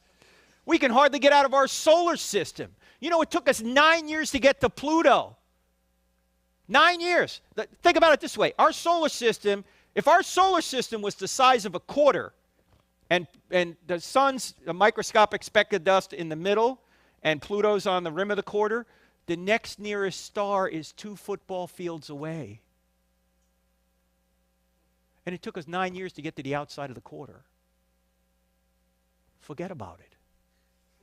We're never going to get to another planetary system. It's too far and it's too dangerous. Well, let's say we figure out warp speed. You know, a light speed is 186,000 miles a second. If we could go that fast, it would take us about 4 years to get to another star. Imagine if we could do that. And we get to another planet. Now, what I'm about to show you is a little bit disturbing, but I'm going to show it to you anyway. You're a mature audience. Imagine we get to this other planet, we plant our flag, and then this happens.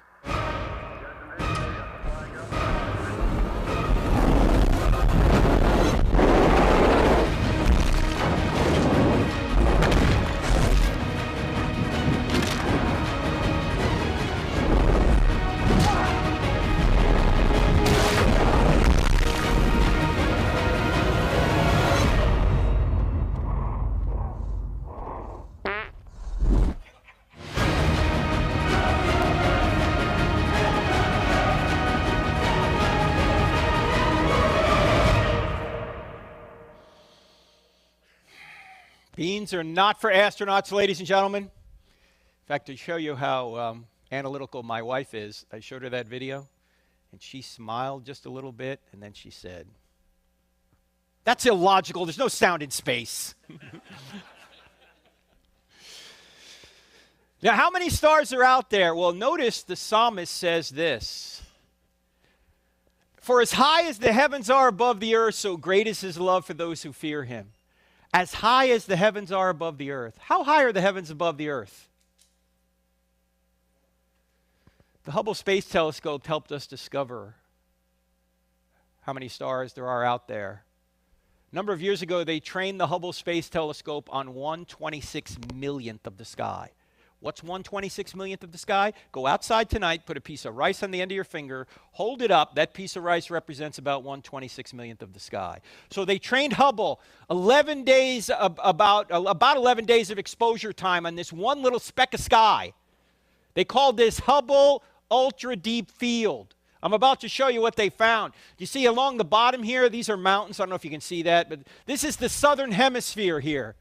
And I'm going to play the little video they put together. It's just a bunch of pictures put together to show you what they found in 1/26 millionth of the sky. So when I play this, you're going to see the constellations come up, and then Hubble's going to zoom out to 1/26 millionth of the sky. There is no audio. It's just video. You guys ready? Here we go. Hubble Ultra Deep Field. You can Google this.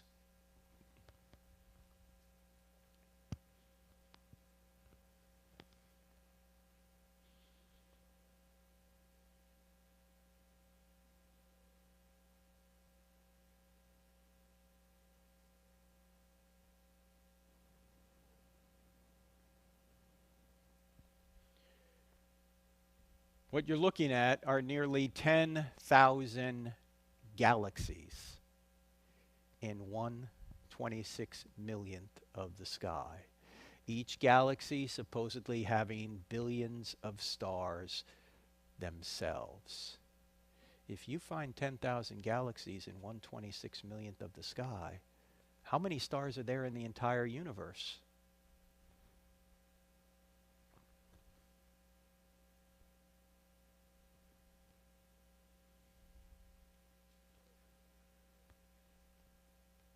The number of stars in the entire universe are about equivalent to the number of grains of sand on all the beaches on all the earth times 100,000.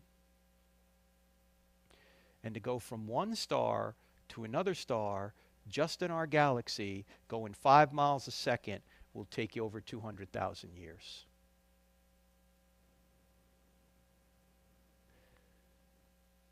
Now you get perspective as to what the Bible means by the heavens declare the glory of God. By the way, I only showed you the first half of that verse from Psalm 103 a minute ago. Here's the second half. The first half again. For as high as the heavens are above the earth, so great is his love for those who fear him. As far as the east is from the west, so far as he removed our transgressions from us. How high are the heavens above the earth? How much does God love you? Stars equivalent to sand grains on 100,000 earths. Over 200,000 years between those stars, going 5 miles a second. Infinite. God is infinite in his love, but he's also infinite in his justice, which means I'm not going to make it because I'm unjust. We're all unjust. So how does he remove our transgressions? As far as the east is from the west, he adds humanity to his deity, lives the perfect life, allows the creatures that rebelled against him to torture and kill him so he could take our punishment on himself. That's what Christianity is all about. And by trusting in him, you can not only be forgiven, you can be given his righteousness. Now, when you look at stars equivalent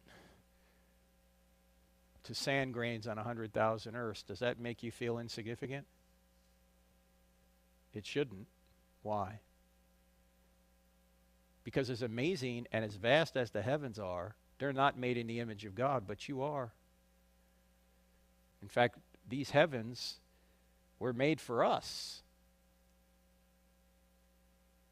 In fact, this is you in the womb, 11 weeks. Question, is this animal, mineral, vegetable, or human? In fact, let's go back even further than 11 weeks. Let's go back all the way to when your mother and your father got together to conceive you. Have you guys had this talk before? I see some young people in here, so I'll try and be discreet. I also see some older people in here, so I'll try and be discreet as well, just in case you've forgotten how this works. We've already seen the universe is designed. Now we're seeing that life is designed. When your mother and father got together to conceive you, your mother unconsciously perfumed her egg to attract your father, and then your father sent the entire population of the United States, 300 million soldiers, toward your mother's egg. And then there was a race. And you won.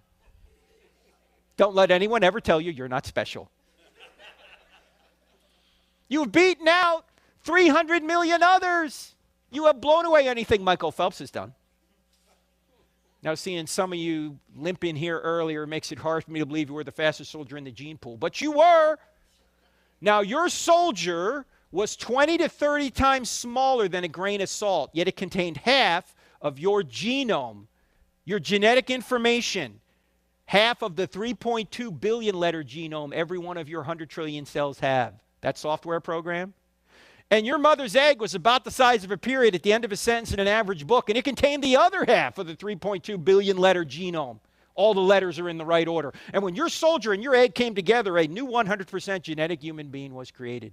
You know, you have not received any more genetic information from this point till right now. Your genetic information has just duplicated itself. In fact, there were only 4 things separating you from adulthood: time, air, water, and food. Those are the same 4 things that separate a 2-year-old from adulthood.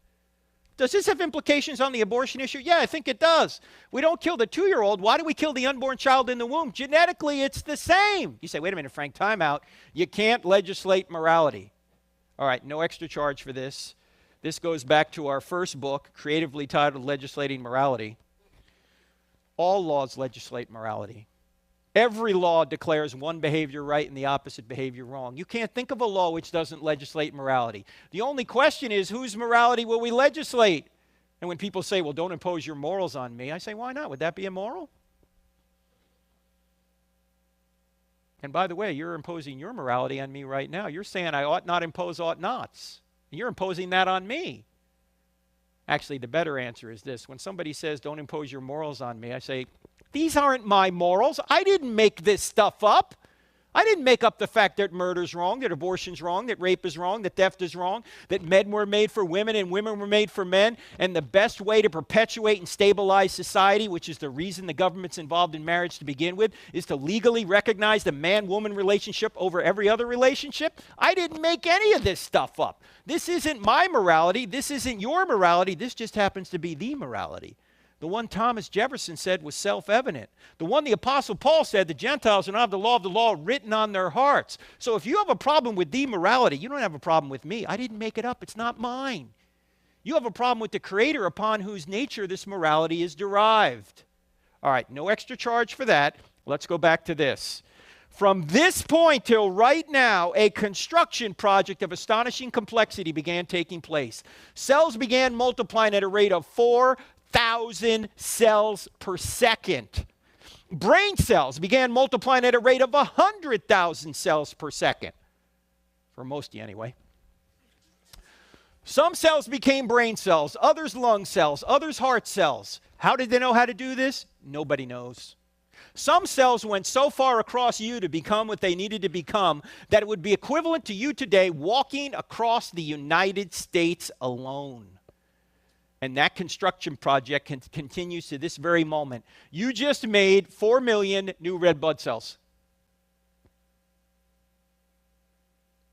You just made another 4 million new red blood cells. You just made another. Knock it off.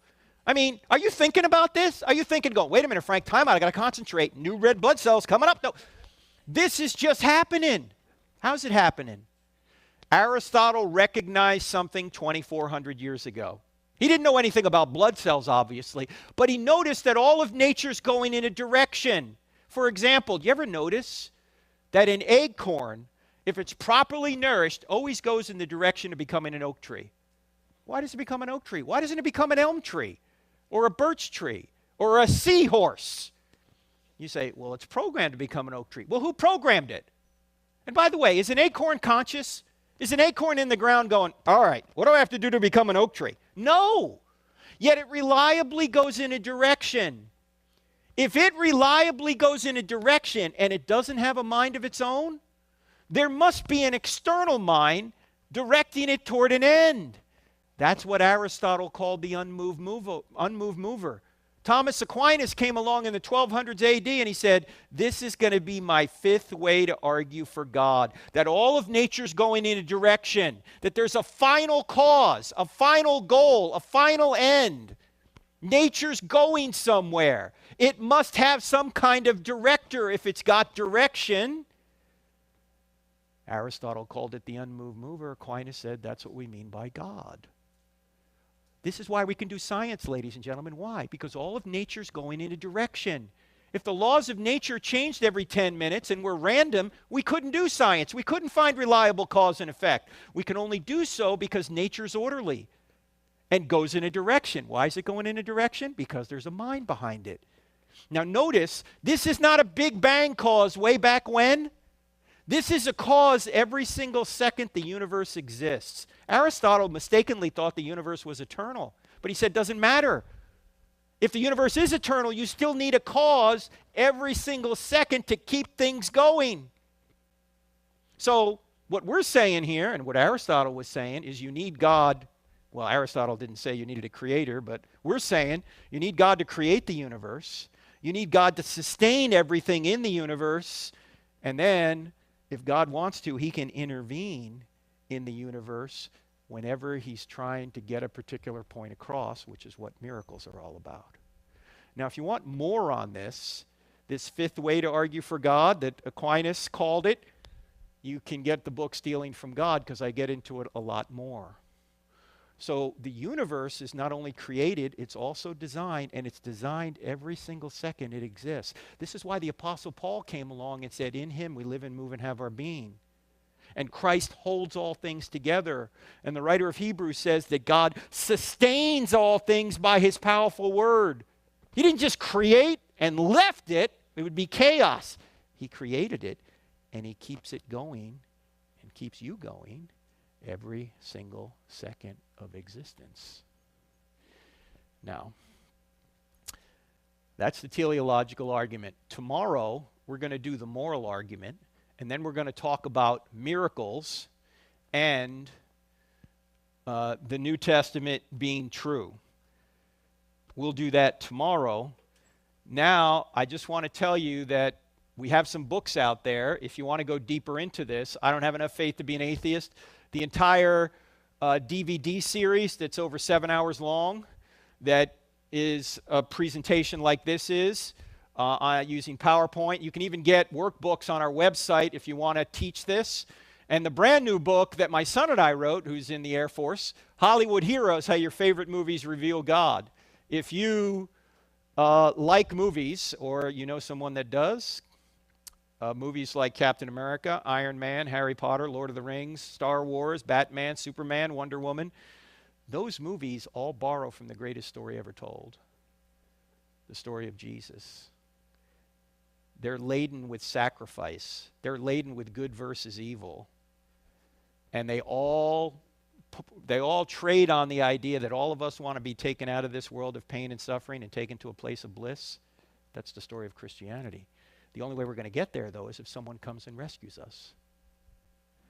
So check that out. Now here's how you can get this entire PowerPoint presentation in a PDF form. Text this word evidence to this phone number, 855-909-0582.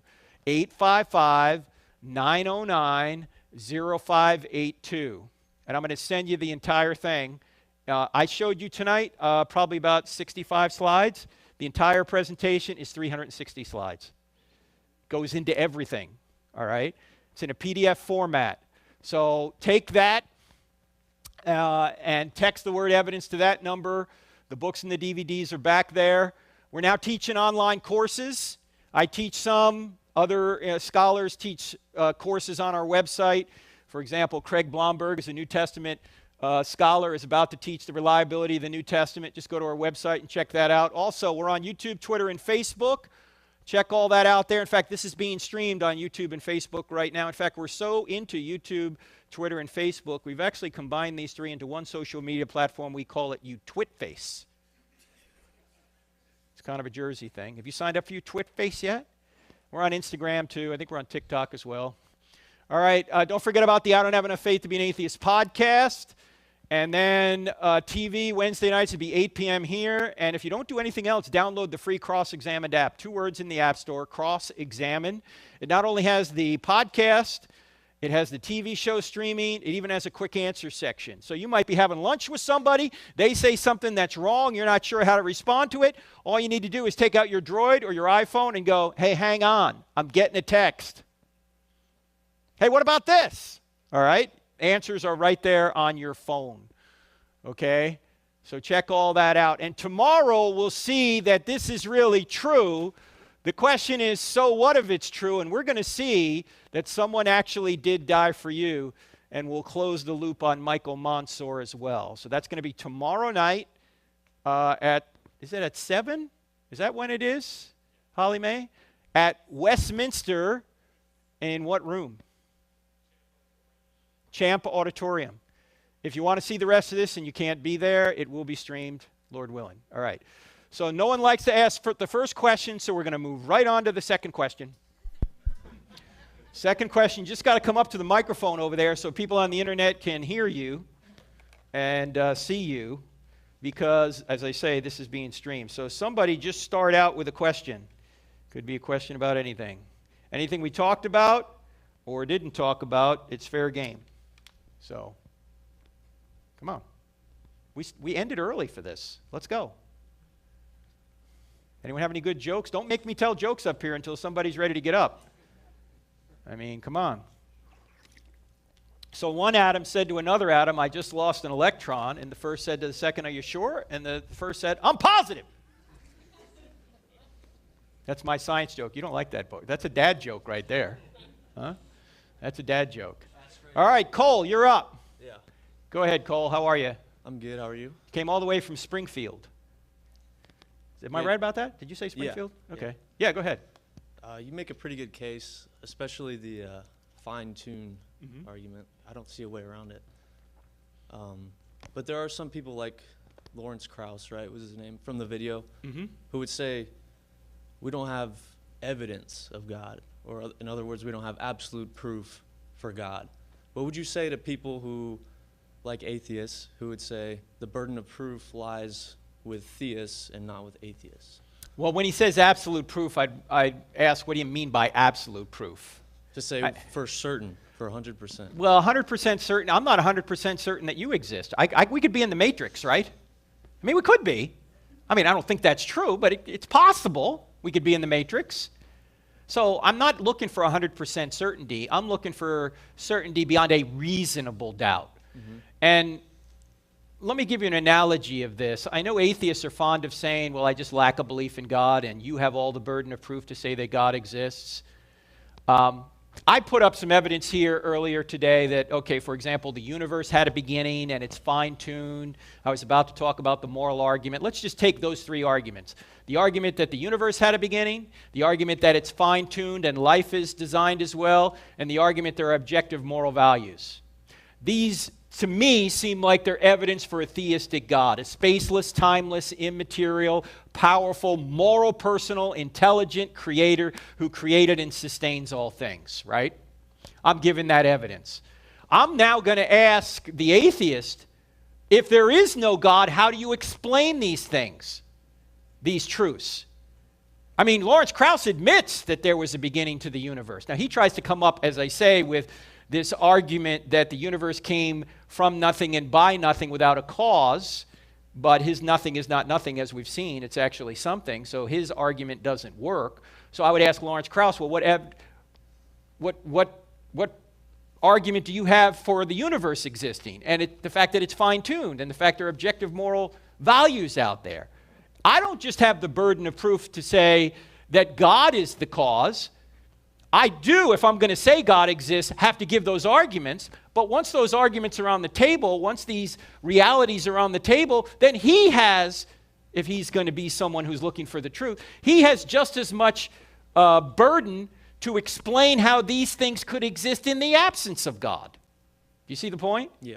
So sometimes I use this illustration. If you and I find a dead body and we're both detectives and we know the body's been murdered, and you come up with a suspect based on the evidence, and I go, you know, Cole, I lack a belief your suspect is the true killer.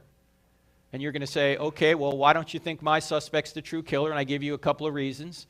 And then you ask me, well, who do you think the true killer is? And I go, well, I don't have to give a true killer. I just have to say your killer's the wrong killer. Am I being a good detective? No, I mean, I'm doing some of my job by claiming your killer isn't the true killer, but I still have to explain the dead body like you do, right? We both have a dead body. That's the evidence. So who murdered this guy? I just can't say, as an atheist, I just can't say, well, I lack a belief your guy is the killer. I now have to say, not only do I lack a belief your guy is the killer, if I'm going to do my job right, I'm going to find the true killer and tell you who it is. Does that make sense? Yeah. So that's what I would say back. We both have the burden of proof to explain reality the way it is. Thank you. All right. Thanks, Cole. Good question. All right. Anyone else?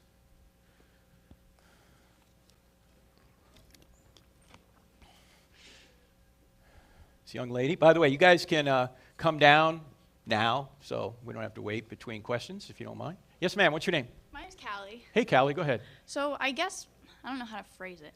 My question is mainly like, you're providing all of this evidence, but evidence has to be derived from fact, and fact is usually backed up with science. So are you, I guess it's not making sense in my head, are you like counteracting science entirely with theistic ideas, or are you like merging them both together?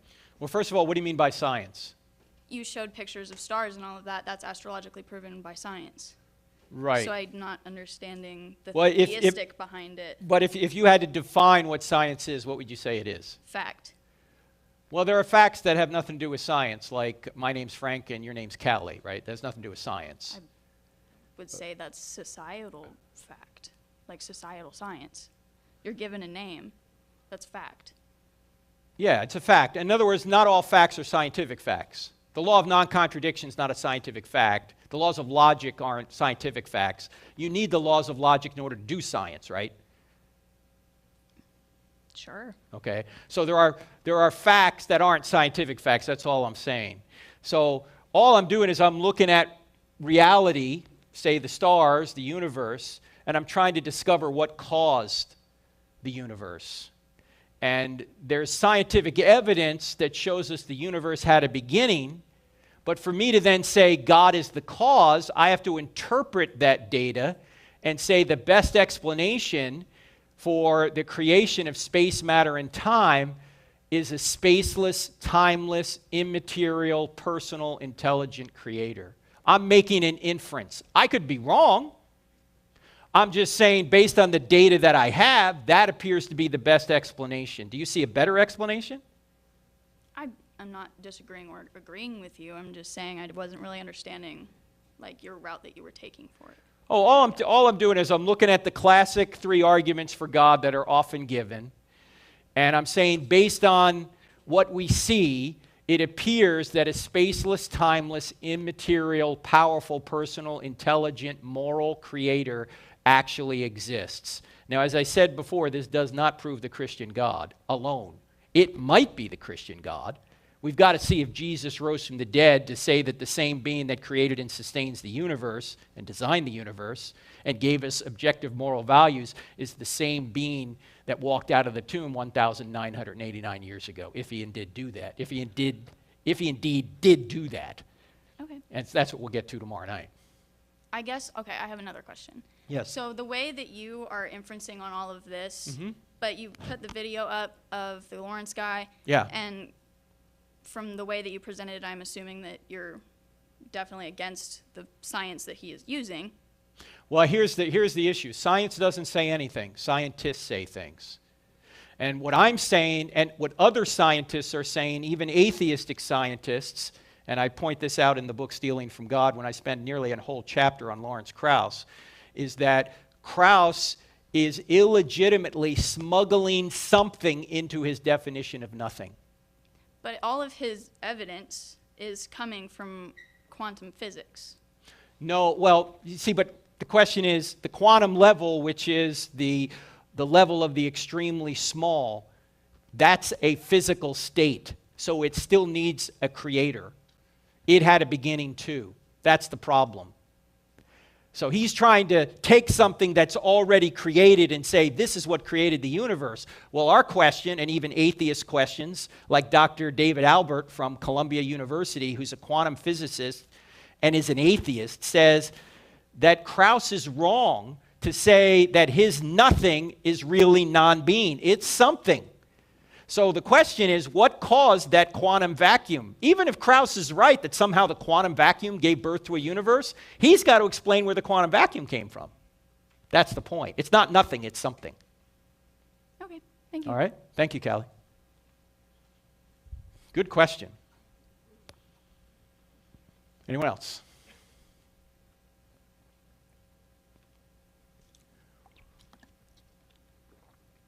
Come on, don't be the least inquisitive university ever. Don't have that reputation, owls. Come on.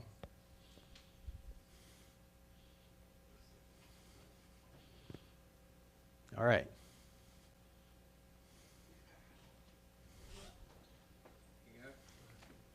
That's right, we got 2 now. This is good.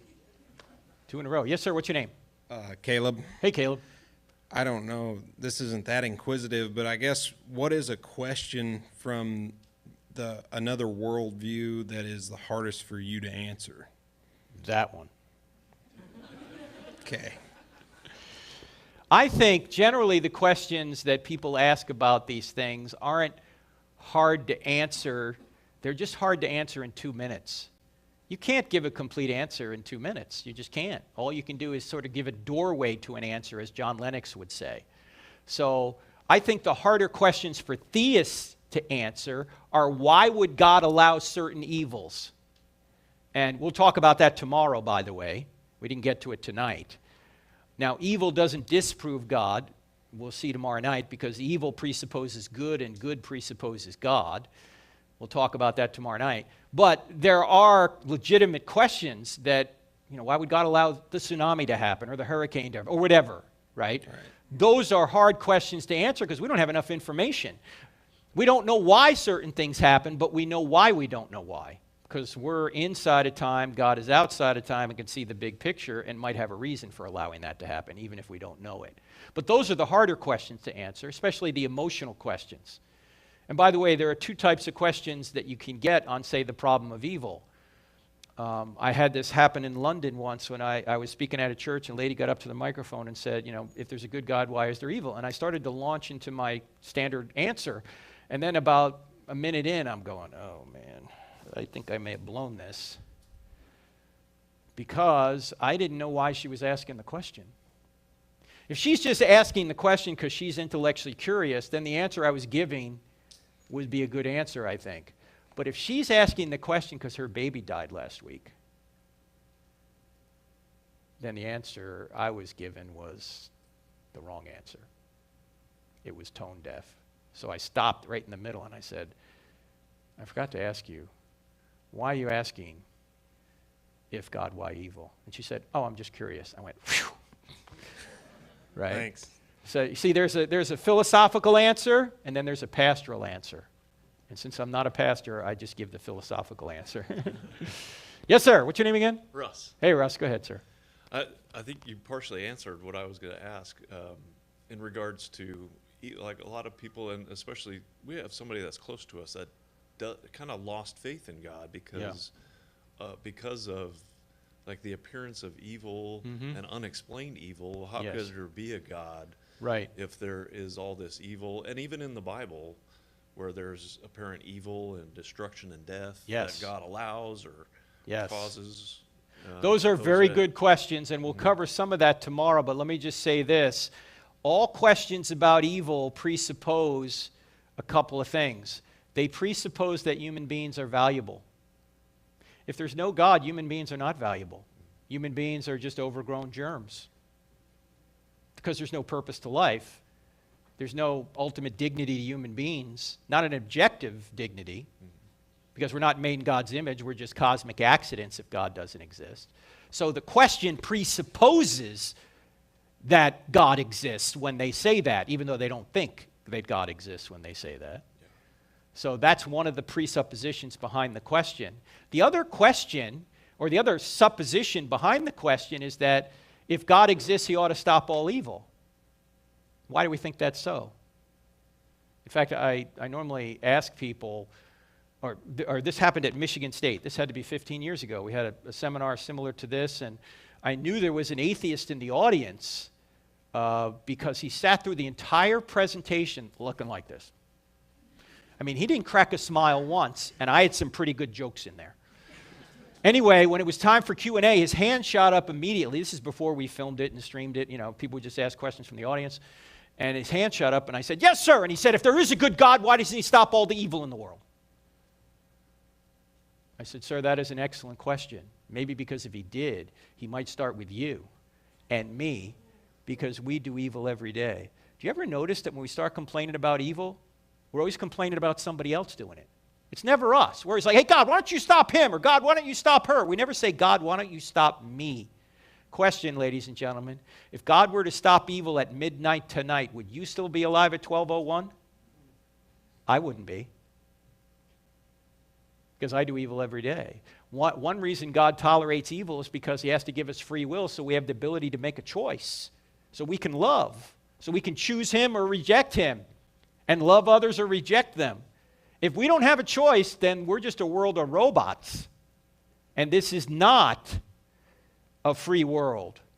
So God allows evil to exist so we can have the capacity to make moral choices. And if you really think about Christianity, you know what Christianity is? Christianity is the answer to the problem of evil. God comes into this universe to take evil upon himself so he can ultimately allow people who have done evil into his holy presence, and he can quarantine those who want to continue to do evil away from his presence so they can't harm other people. Ultimately, God, the way God solves evil is he doesn't take free will away, he just quarantines it for people who want to continue to do evil. That's what hell is. It's a quarantining of evil. And those that want to be forgiven and want to be with God have that ability to do so because he's taken our sin upon himself. And look, an infinitely just God has to punish sin. So what does he do? He punishes it in himself rather than us. All right? Thanks, Frank. Thanks, Russ. By the way, there's a lot more in the book Stealing from God on the problem of evil. It's the hardest problem to deal with, but it's not a problem that just Christians have to deal with. Atheists have to deal with it too. Why? Because we all know evil's in the world. Well, if evil's in the world, there must be good in the world. Well, where does good come from? Because you don't know evil unless you know good, and you only know good if God exists, because he's what we mean by the standard of good. We're going to cover this tomorrow night, so I'm not going to go into more detail here. So Christianity has an answer to the problem of evil. Atheists recognize evil, but they have no way of justifying why something is good or evil. Because if there is no standard of good, then nothing can be evil, yet they know evil exists.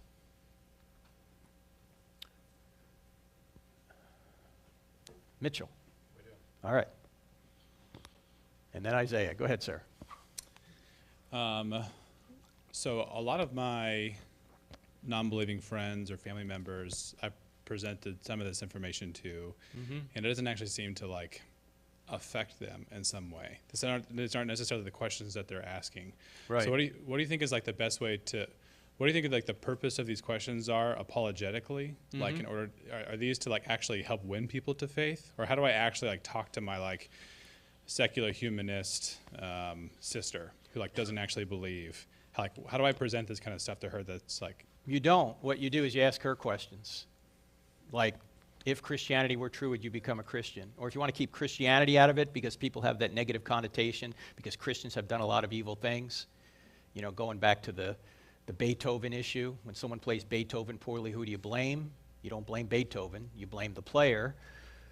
Well, you might point that out to her, but you might ask her this instead of, if Christianity were true, would you believe it? Or would you become a Christian? You might say, if Jesus rose from the dead to prove he was God, would you follow him? And see what she says. If she hesitates or says no, the problem is not in her head, the problem's in her heart. She doesn't want it to be true.